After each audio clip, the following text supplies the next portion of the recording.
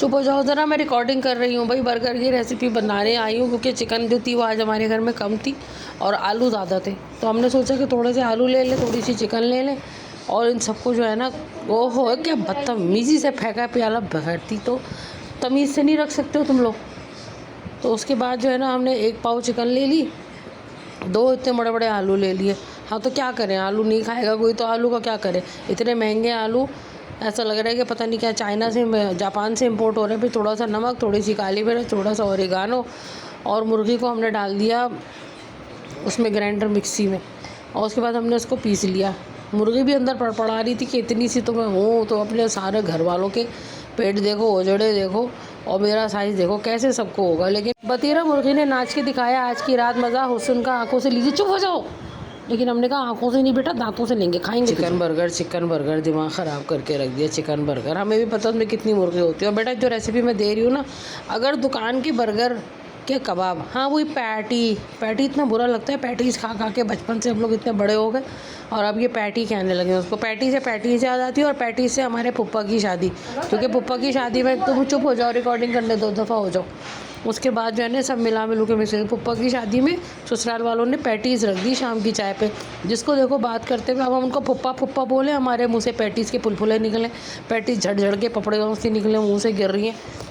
इतना बुरा लग रहा था, बड़े दादा की तो मूँछों में भी फंस गई थी। एक अजीब बदतमीज़ी मची हुई थी। पैटीज़ तो रखनी नहीं चाहिए किसी मेहमान के सामने। और ये पैटी क्यों कहते हैं इसको, हम नहीं कह रहे इसको पैटी, चिकन का कबाब बोल दो भाई, कबाब ही ठीक है। आधी रोटी आधा कबाब, गंजे को मारो बड़ा सवाब, बचपन में हम लोग कहते थे और कह के ना भाग जाते थे। अब भाग नहीं सकते क्योंकि मोटे हो गए, लेकिन कहते हम तो अभी भी यही है।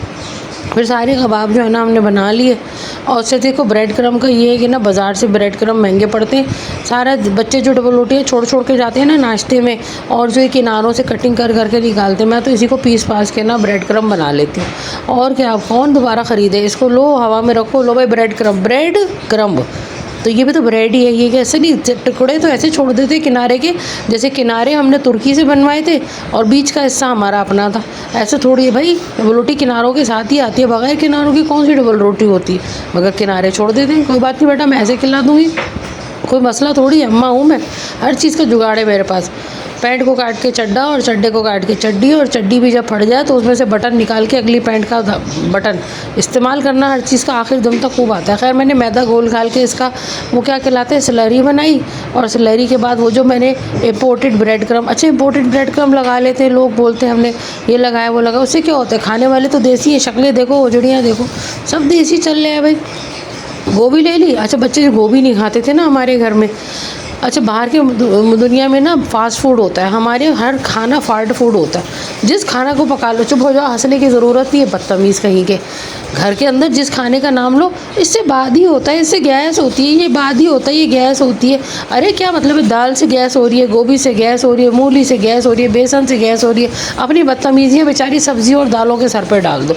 अच्छा बाहर के मुल्कों में भी तो लोग गोभी की सलाद खाते हैं, देखो हमने बनाई है मायोनीज़ डाल के, मगर उनको तो कुछ नहीं होता, तो उनका फास्ट फूड होता है, हमारे हर खाना फास्ट फूड होता है। लो भैया ये बन गया हमारे बर्गर, हंसो बकवास मत करो तुम लोग, तो रख दो इस कप को ही, मेरा कप टूटना नहीं चाहिए। निकाल के ले आते हैं नए कप, और ऐसे बुरे क्या एक्सपेरिमेंट के नाम पे ऐसी बुरी रेसिपीज़ लोग बना रहे हैं। इतना बुरा हमारे घर में केक बना किसी की रेसिपी देख के, मैंने कहा इससे तो बेहतर था हम बेड का गद्दा खा लेते। नहीं तुम्हारे को बोला किसने था कि तुम ये जो है ना ये गंदा केक बनाओ, कौन जलीला है जिसके चैनल को देख के तो मेरे घर की चीज़ें बर्बाद कर। तो भाई बकवास किस्म के चैनल मत खोला करो, जिसके हाथ में कैमरा आया, आज हमने कद्दू की लौकी की सब्ज़ी बनाई, अरे तो अपने अब्बा के भेजा फ्राई मसाला बना दे, हमें क्या, हमें तो ना सिखा। अजीब व गरीब भाई चैनल खुल रहे, पता नहीं क्या बन रहा है, पता नहीं दुनिया के कहाँ के, और हमारी औलाद ने देख के वो केक बना लिया। अजीब व गरीब केक है भाई, हमारी तो समझ से बाहर है। इसको खा के ना शुगर हाई होगी ना लोगी, शुगर जिस्म से गायब भी हो जाएगी, कहेगी भागते बनो भैया जिस्म से, या तो अजीब खाना आ रहा है ऊपर से।